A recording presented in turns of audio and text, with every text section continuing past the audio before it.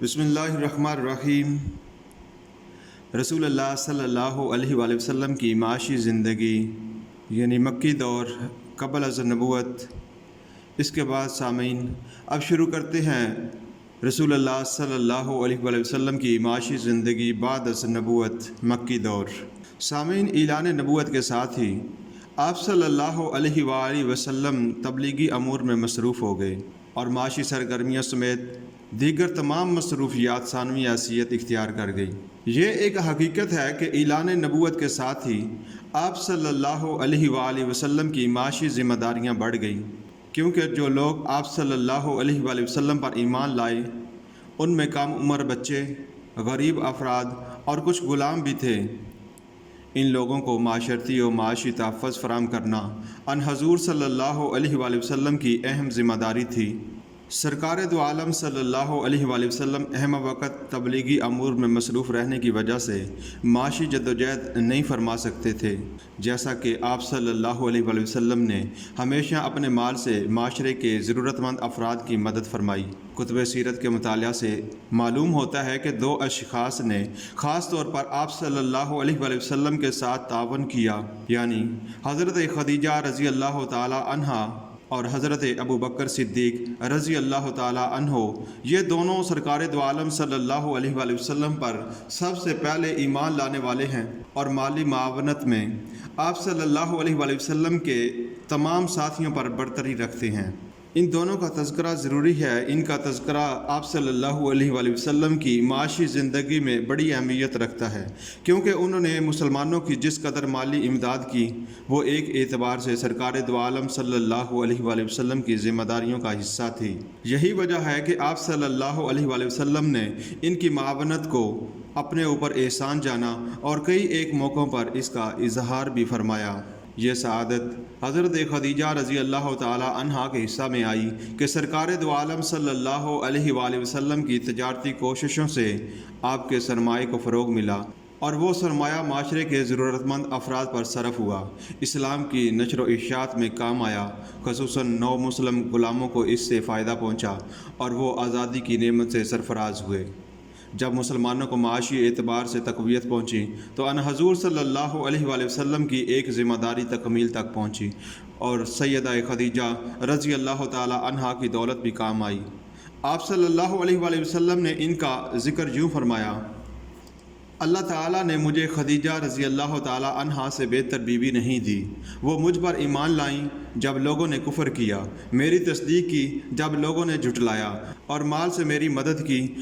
آپ صلی اللہ علیہ وآلہ وسلم کا یہ فرمان ہماری اس معاملے میں مکمل رہنمائی کرتا ہے کہ آپ صلی اللہ علیہ وآلہ وسلم نے کس طرح اپنا اور اپنی بیوی کا سرمایہ مسلمانوں کی بھلائی پر صرف کیا، خان کی ضروریات کی بجائے کس طرح خدمت خلق، بے کسوں کی امداد اور ضرورت مندوں کی مدد فرماتے۔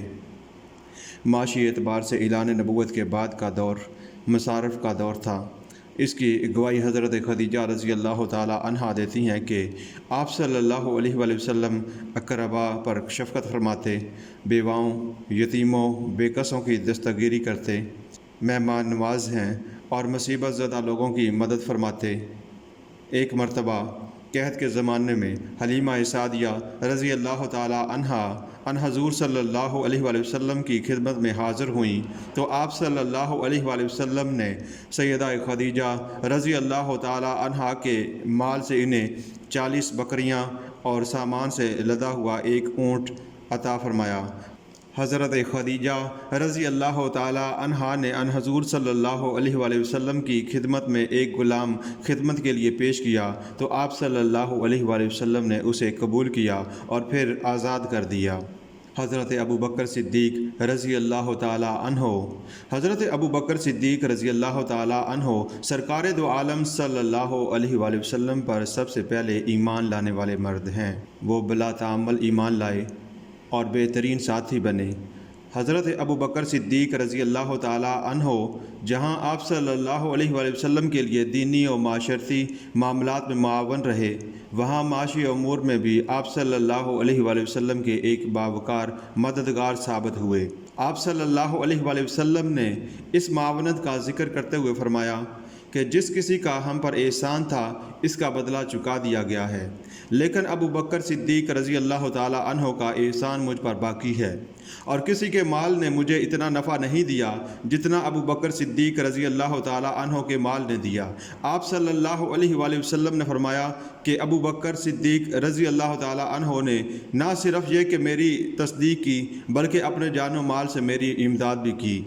حضرت ابو بکر صدیق رضی اللہ تعالی عنہ تجارت کیا کرتے تھے، دولت مند اور فیاض تھے، ایمان لائے تو 40,000 درہم کے مالک تھے۔ تمام دولت اللہ تعالیٰ کے رسول صلی اللہ علیہ وآلہ وسلم کی خدمت میں پیش کر دی۔ رسول اکرم صلی اللہ علیہ وآلہ وسلم کے ایما پر صدیق اکبر رضی اللہ تعالی عنہ نے بھاری رقوم ادا کر کے کئی غلام آزاد کرا لیے جو ایمان لانے کے سبب کفار کے ظلم و ستم کا نشانہ بنے ہوئے تھے۔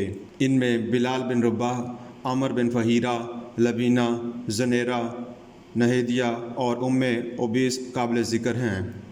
ہجرت مدینہ کا انتظام بھی حضرت ابو بکر صدیق رضی اللہ تعالی عنہ نے کیا۔ انہوں نے سواری کے لیے اونٹنیاں خریدیں، ایک بااعتماد رہبر کا انتظام کیا۔ ہجرت کو نکلے تو حضرت ابو بکر صدیق رضی اللہ تعالی عنہ اپنے ساتھ 5,000 درہم لائے، اور یہ ان کی کل پونجی تھی۔ اسے بھی آپ صلی اللہ علیہ وآلہ وسلم کی نظر کیا، جسے آپ صلی اللہ علیہ وآلہ وسلم نے مسلمانوں کی بھلائی کے لیے صرف کیا۔ ان تفصیلات کی روشنی میں یہ بات واضح ہو جاتی ہے کہ سرکار دو عالم صلی اللہ علیہ وآلہ وسلم کی بعد از اعلان نبوت مکی زندگی معاشی اعتبار سے مکمل طور پر مسلمانوں کی بھلائی کے لیے معاملات طے کرنے میں صرف ہوئی۔ بہرحال یہ سعادت حضرت ابو بکر صدیق رضی اللہ تعالی عنہ کو نصیب ہوئی کہ ان کا مال و اسباب آپ صلی اللہ علیہ وآلہ وسلم کے ذریعے سے اللہ تعالیٰ کی راہ میں اور مسلمانوں کی بھلائی کے کاموں میں خرچ ہوا۔ متفرق معاشی امور میں کفار مکہ کی ایذا رسانیوں سے بچنے کے لیے اللہ تعالیٰ کے رسول صلی اللہ علیہ وآلہ وسلم نے کچھ مسلمانوں کو اجازت دی کہ وہ حبشہ کی طرف ہجرت کر جائیں۔ اس ہجرت کا ایک اہم فائدہ یہ ہوا کہ مسلمانوں کو دینی امور کے ساتھ ساتھ معاشی معاملات میں بھی سہولت نصیب ہوئی، اور یوں شدید تر حالات میں نبوی کفالتوں کا بوجھ بھی قدرے کم ہوا۔ کفار مکہ نے مسلمانوں کا 3 سال تک معاشرتی مقاطعہ کیا۔ اس سے مسلمانوں کی معاشی حالت شدید طور پر متاثر ہوئی اور بہت تنگی سے وقت گزرا۔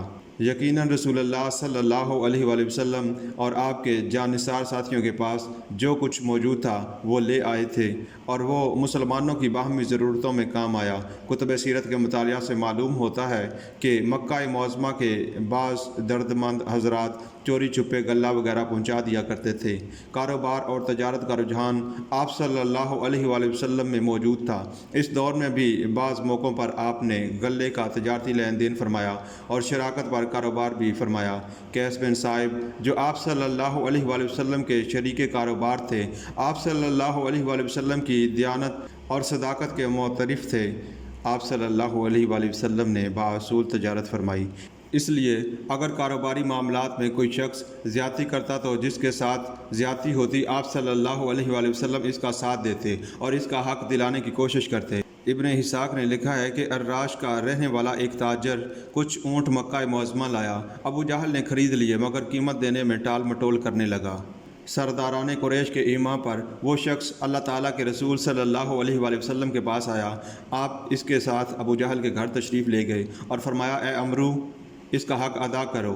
ابو جہل سے کوئی جواب نہ بن پایا، اندر گیا اور قیمت لا کر دے دی۔ دیکھنے والوں کا یہ کہنا تھا کہ آپ صلی اللہ علیہ وآلہ وسلم کو دیکھتے ہی ابو جہل کا رنگ فک ہو گیا، یوں لگتا تھا جیسے اس میں جان باقی نہیں رہی۔ بلازری نے اس سلسلے میں ایک اور واقعہ لکھا ہے۔ ایک شخص مکہ معظمہ میں 3 اونٹ فروخت کی غرض سے لایا۔ ابو جہل نے ان کی قیمت لگائی اور لوگوں کو منع کر دیا کہ اس سے زائد قیمت ادا نہ کریں۔ وہ شخص پریشانی کے عالم میں رسول اللہ صلی اللہ علیہ وآلہ وسلم کی خدمت میں حاضر ہوا اور عرض کی کہ ابو جہل نے اس کے ساتھ یہ معاملہ کیا ہے اور اس کم قیمت پر اونٹ بیچنا اس کے لیے نقصان کا باعث ہوگا۔ آپ صلی اللہ علیہ وآلہ وسلم نے ابو جہل کی موجودگی میں جائز قیمت پر وہ اونٹ خرید لیے، قیمت ادا کر دی اور ابو جہل کو ڈانٹا۔ ان واقعات سے حقیقت نکل کر سامنے آتی ہے کہ حضور صلی اللہ علیہ وآلہ وسلم نہ صرف یہ کہ لوگوں کی مالی امداد فرماتے اور ان کی ضروریات پوری فرماتے، بلکہ اصول کاروبار تجارت کو فروغ دینے میں بھی بھرپور حصہ لیتے اور زیادتی کرنے والے کو زیادتی سے باز رکھتے۔ معاشرتی زندگی میں اس طرح کا کردار نہ صرف معاشرتی زندگی کو صحت مند فضا مہیا کرتا بلکہ معاشی جدوجہد میں سہولت اور آسانی کا رجحان بڑھتا۔ یوں امیروں کے ساتھ غریب لوگ بھی کاروبار کرنے کا حوصلہ کر پاتے۔